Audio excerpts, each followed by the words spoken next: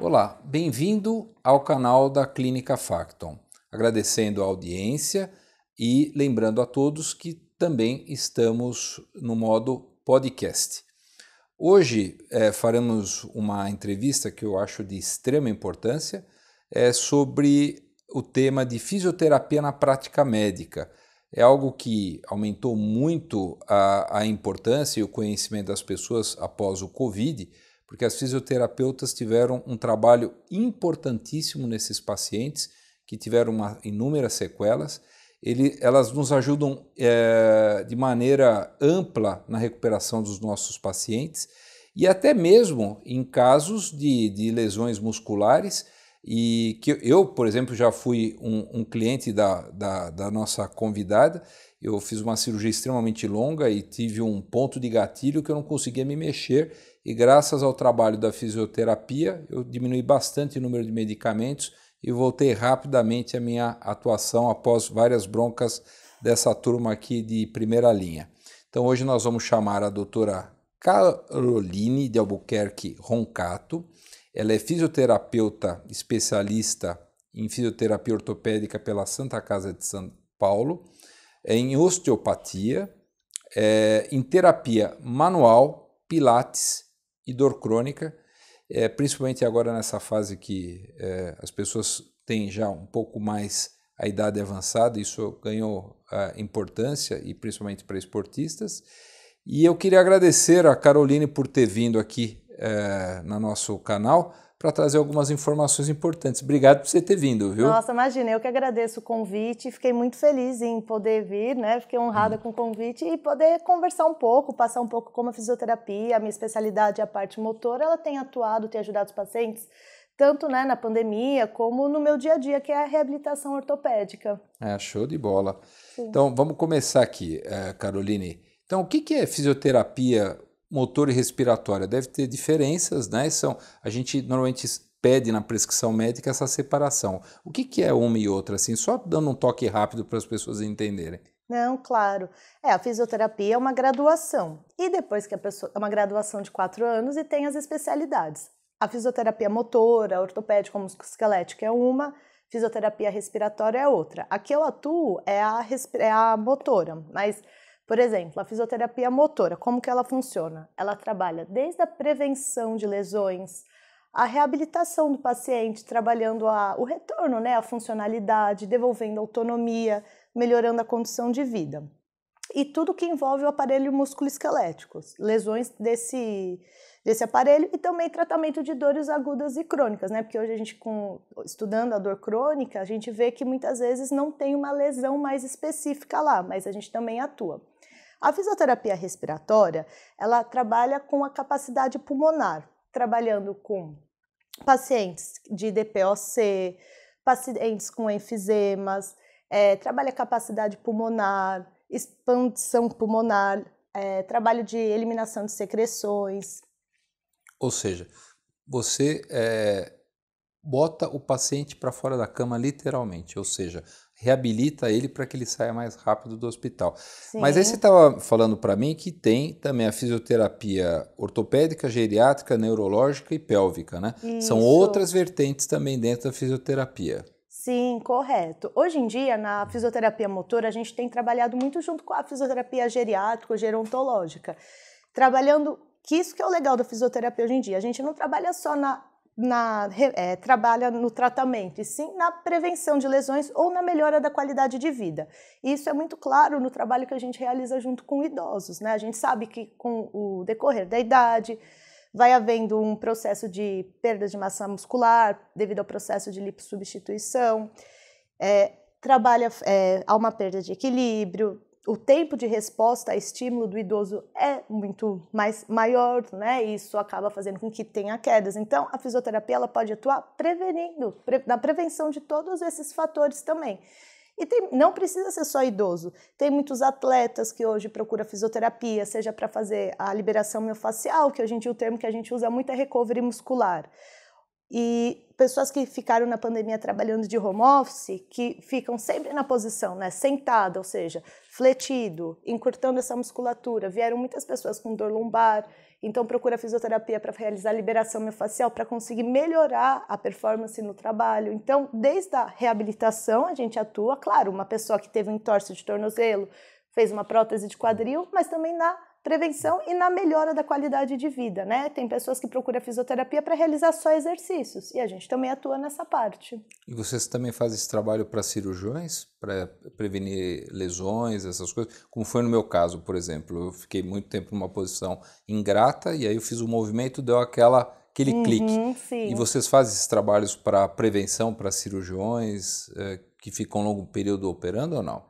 Sim, a gente tem esse tipo de trabalho que cirurgião, sejam médicos, sejam dentistas, qual que é o problema? Eles ficam muito tempo na mesma posição. A gente tem um dizer que hoje em dia a gente parou de falar, tal posição é ruim, a postura certa é tal, Y. Se você for ver na literatura, não tem mais isso. O que a gente sempre fala é, a melhor postura é sua próxima postura, ou seja, pessoas que trabalham e mudam o tempo todo de posição é o melhor dos mundos, só que cirurgiões ficam horas na mesma posição, seja em pé, seja sentado.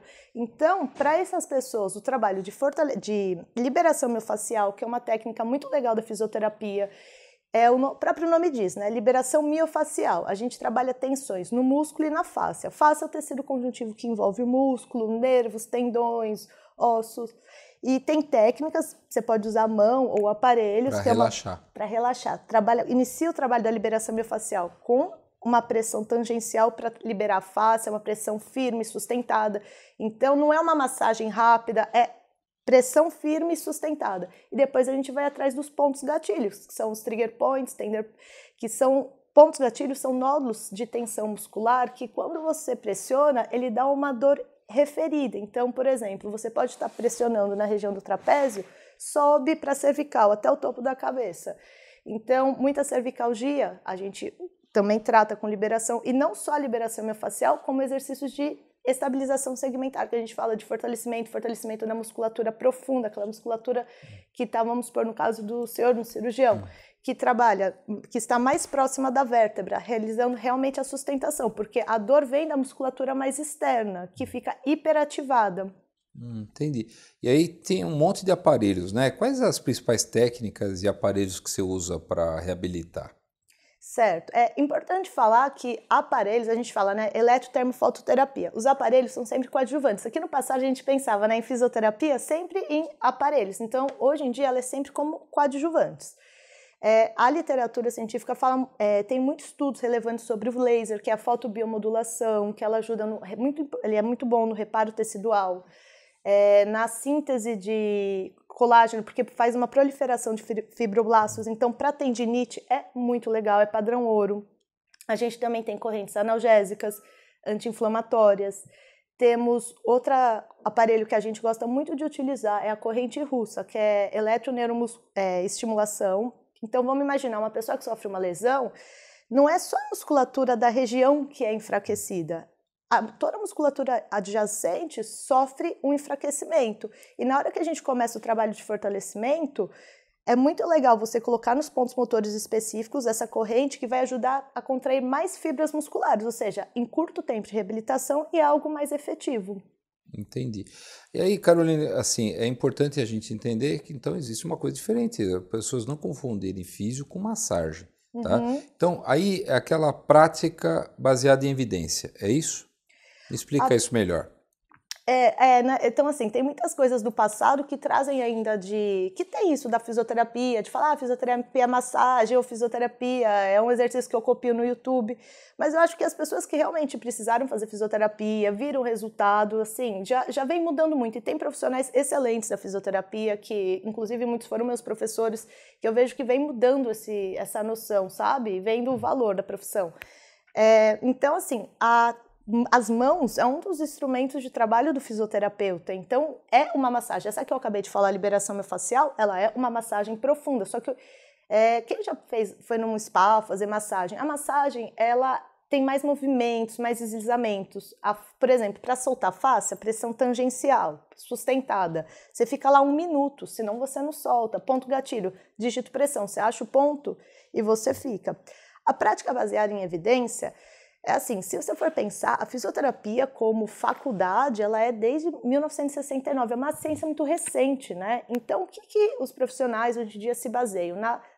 Na ciência, o que tem de melhor na literatura científica, revisões sistemáticas que comprovam a eficácia de certas técnicas. Então, tem técnicas hoje em dia que são muito utilizadas, eu vou falar uma que é polêmica, mas a bandagem, que é o kinesiotaping, que não tem evidência científica que sustenta o uso. Porém, claro, de forma empírica, algumas pessoas usam, falam que os pacientes têm feedbacks positivos, mas o que eu tento sempre fazer é a prática baseada em evidência, porque isso a literatura me garante que tem bons resultados. É como eu falei do laser. O laser é altamente estudado há 40 anos já e você vê que tem ótimos resultados.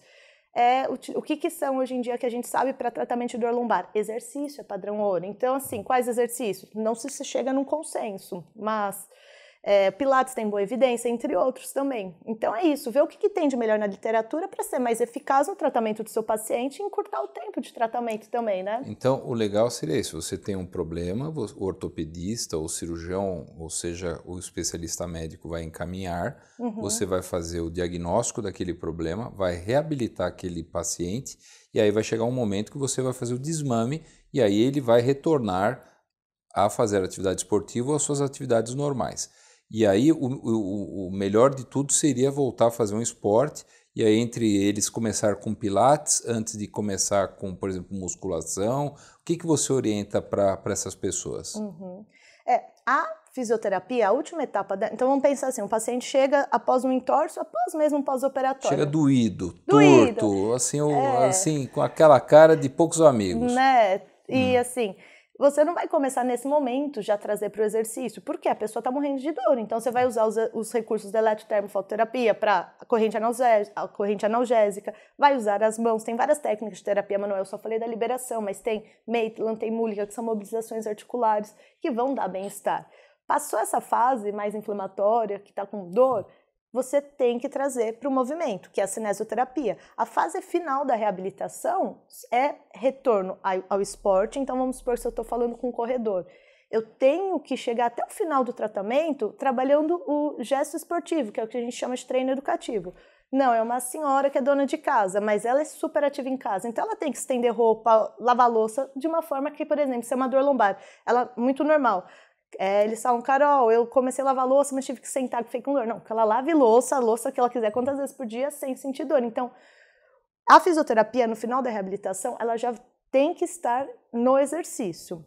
A gente sabe que precisa, mais ou menos, para ter todas as adaptações neurofisiológicas, de 3 meses fazendo exercício, para falar de uma forma mais segura. Qual que é o problema? Os pacientes vêm com pedido médico de 10 sessões. Muitos, após terminar as 10 sessões, se o tratamento já eliminou a dor, eles não querem dar sequência no fortalecimento. E muitas vezes o que acontece? Passa um tempo, volta. Então, o ideal seria a fisioterapia ter o tempo de iniciar o fortalecimento, mas tá fazendo fortalecimento legal, tá sem dor, porque é legal iniciar o fortalecimento com a fisioterapia, porque se teve qualquer dor, volta, faz um pouco de analgesia, faz um pouco de liberação miofascial e dar continuidade. Eu gosto muito do Pilates como técnica para indicar, para dar sequência na reabilitação. Mas assim, se a pessoa faz musculação e gosta, vai para musculação, uma coisa mais coordenada, com progressão, né? Não vai começar já exageros, né? No fundo, a atividade física, né, o exercício físico tem que ser algo que seja perto do trabalho ou da casa da pessoa, senão não tem adesão, não tem frequência, e seja dentro do budget. Tipo, se for algo muito caro, ela vai fazer 1 mês, não vai fazer os 3 meses que eu preciso para ela começar a realmente falar que está mais com o core, ou a musculatura que for mais estabilizada. Mas, assim, a musculação, ela é muito boa. Eu sou fã de musculação também, então... Show de bola. Os dois são válidos. E aí, dentro dessa pegada, a fisioterapia esportiva, ela muda também, ou não? A fisioterapia esportiva é algo também que tem se mostrado muito na atuação, claro, na reabilitação, né? Então, imagina profissionais fisioterapeutas que trabalham em times. Aquele atleta tem que voltar para ontem. Às vezes ele fez uma cirurgia de LCA e precisa... Não dá 6 meses para ele voltar. Querem que já voltem em 4 meses. Então, tem todos os protocolos. Mas, vamos falar de atletas, a minha realidade, tá? A minha realidade é o quê? Mas atletas amadores, assim... Que são os piores, né? Que não seguem nada que a gente manda, né? Gente, que acha que, por exemplo, corredor tem muito disso, que acha que... Eu conheço eles por quê? Porque eles acham que é só sair correndo. Então, o que acontece? Alguma coisa dá, né? Ou dá algum problema no joelho, ou no pé. Aí vem conhecer a físio. Aí a gente explica, não, você pode sair correndo, mas imagina o quê? O que é a corrida? Corrida é uma série de saltos unipodais. Você precisa ter... Com impacto, você tem que ter uma musculatura para absorver esse impacto. Então, uma parte da fisioterapia que é bem legal é isso que eu falei, que chega no final da reabilitação treinando gesto esportivo. E assim, um exemplo claro que eu posso dar, que eu acho isso muito legal. Vamos supor, a corrida é o quê? Uma série de saltos unipodais. O exercício que o fisioterapeuta vai passar para esse corredor amador de fim de semana, ou que faz provas, assim, tem que ser exercícios que mimetizam o gesto esportivo. Então, é salto unipodal.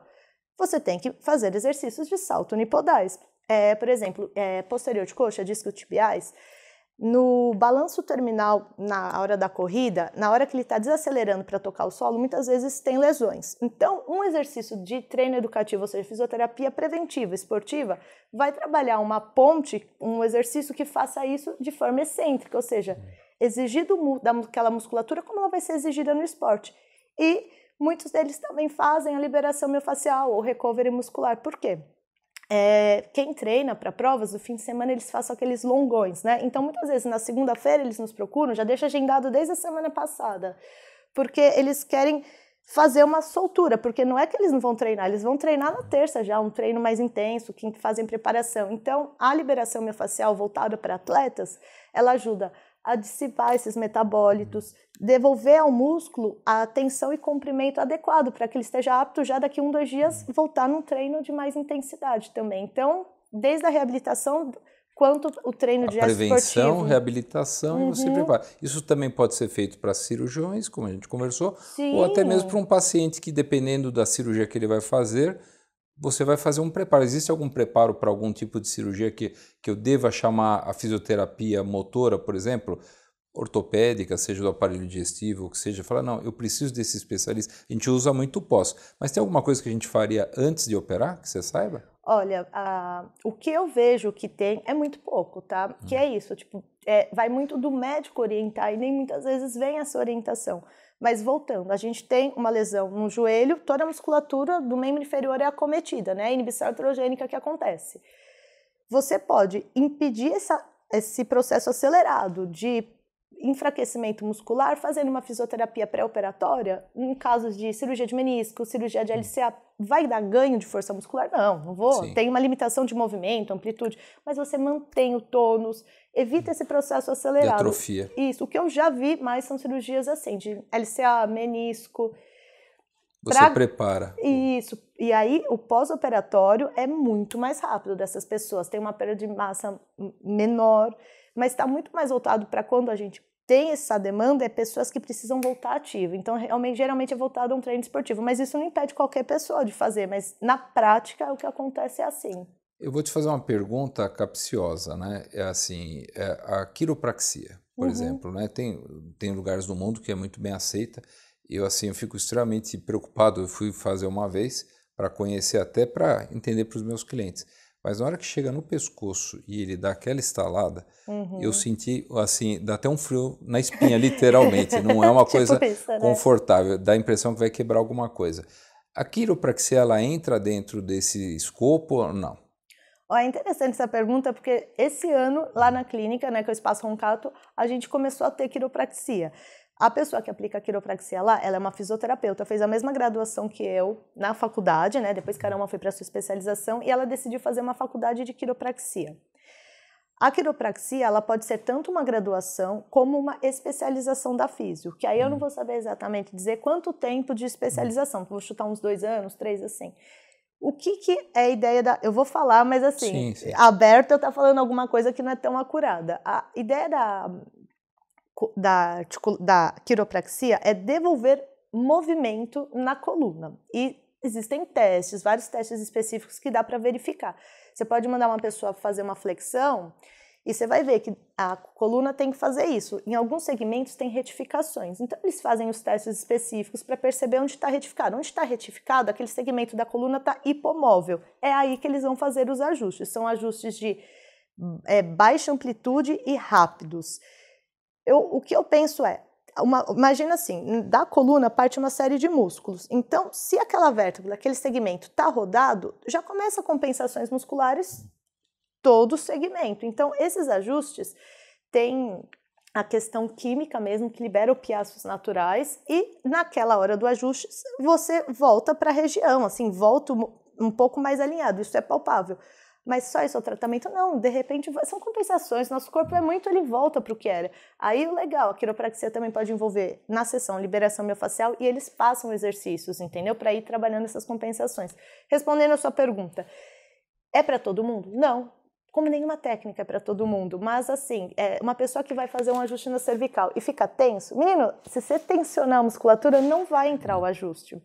Mas eu acredito que tenham ótimos profissionais. Eu mesma já fui paciente para tratamento cefaleia tensional, para mim ajudou bastante.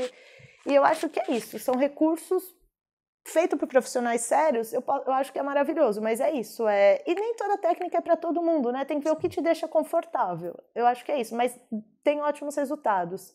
Tratamento de ATM com quiropraxia, que manipula bastante cervical, faz liberação miofascial, intraoral também, eu já vi ótimos resultados. Com bruxismo, né, que fica travando, né, e tem dor de cabeça. Isso. Não, eu acho que assim, Carolina, se a gente vai ficar falando bastante coisa, mas eu acho que você fez uma abordagem ampla, mas eu acho que dessa conversa que nós estamos tendo, que eu acho que é importante que o médico tem que usar isso como ferramenta, principalmente de pós-operatório, não tanto de pré, mas em alguns casos sim, mas de pós-operatório tem que ser usado para que o doente saia rápido da cama, para evitar os mecanismos de tromboembolismo e para que ele melhore a parte cardiorrespiratória e saia mais rápido do hospital. Pelo que eu entendi aqui, tem que ser alguém muito especializado para escolher qual ferramenta que a gente tem que usar. São várias, não são poucas. É um curso extremamente técnico que trabalha junto com a ortopedia, junto com a fisiatria, né? São várias especialidades atuando junto. E isso aí nos ajuda a fazer cirurgias cada vez maiores e com mais resultados positivos. E um trabalho muito bonito que vocês fizeram aí na época do Covid. Então eu acho que vocês ganharam já uma posição que já era de destaque, eu acho que vocês que nos ajudaram muito a recuperar os pacientes. Então eu queria te agradecer, Caroline, você é uma graça, eu já fui teu cliente e a tua clínica está arrebentando, né? É um sucesso. E continue assim, viu? Obrigado por você ter vindo, viu? Eu gratidão por ter me recebido aqui, por ter lembrado. É um prazer poder falar, é algo que eu sou apaixonada, que é a fisioterapia. Então, assim, estou sempre aberta a falar e mostrar, né, como que pode ser útil ao próximo nessa profissão. Maravilha, então obrigado, viu? Muito obrigada.